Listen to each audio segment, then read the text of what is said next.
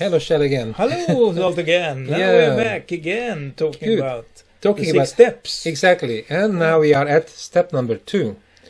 So we said that basically now we have to talk about reality check. What is that? What is a reality check? Yes, before we had the big scope. Here we were actually talking about the COVID situation. Mm-hmm. And of course, what we want to is that nobody should die and there should be any harm of COVID. Now we need to take some, is that real? Could that be a real alternative? No, it is not. So now we need to get down to reality and see what could be done and really try to figure out what sort of alternatives and strategies could we choose in between. And this, of course, involves perhaps many people. And a good way, again, here is to start to document these in Helision. Okay. So we keep track on where we are, what sort of alternatives or strategies do we have.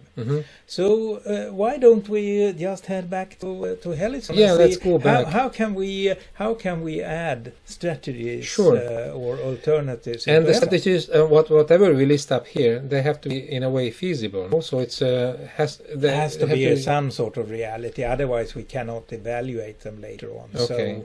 So what we do here now is I suggest that we just start to add a strategy. So here we have the problem description already. Yes. We have done before, and now we are adding strategies, right? Yes, correct. So what we are doing here is we are cheating a little bit. Of course, you can free edit whatever you want, but now we copy paste from a previously saved document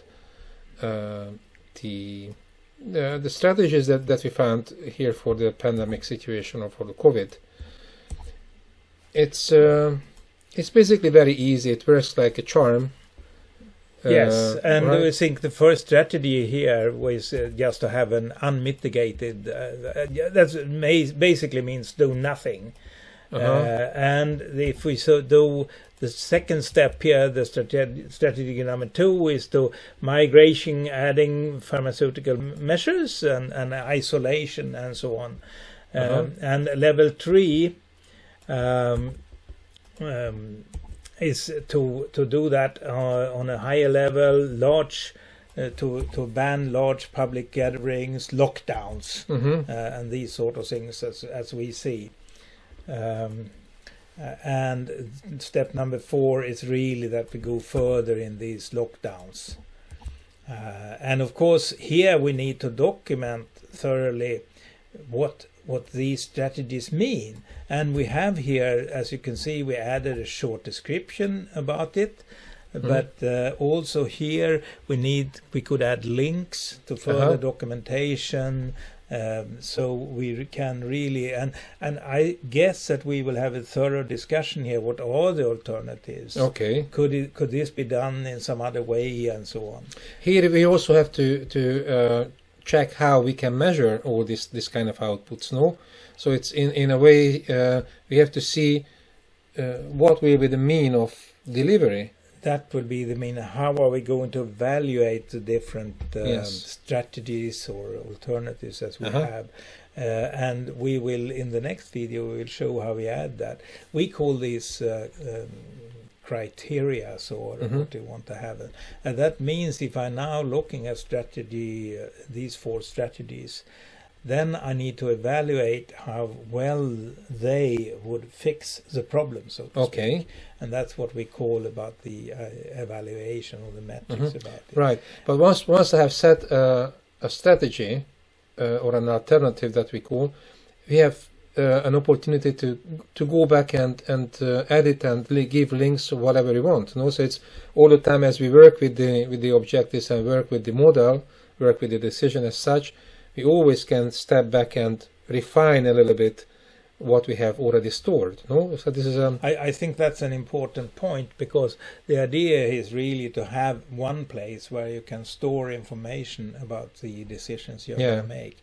And that's very important that you collect the information, and nothing of this is done in one go. So this is in a iterative process that you will repeat, and you will add information, and the more information you have, the better decision you will have. And also when you actually meet similar problems in the future, then you don't have to find out, where in the hell did we get the information from, because there you have everything stored in one model.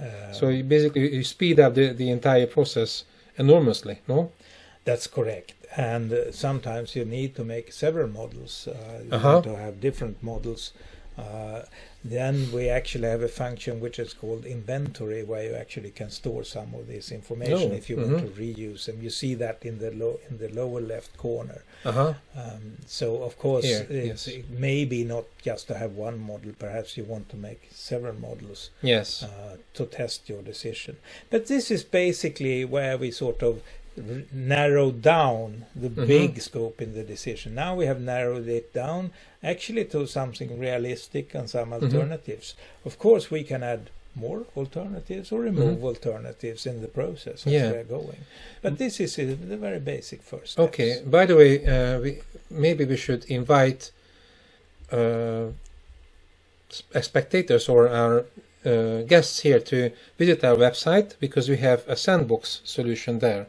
Where they can immediately try out whatever we say, right? That's a good idea. Yeah. And that is actually going to helison.com.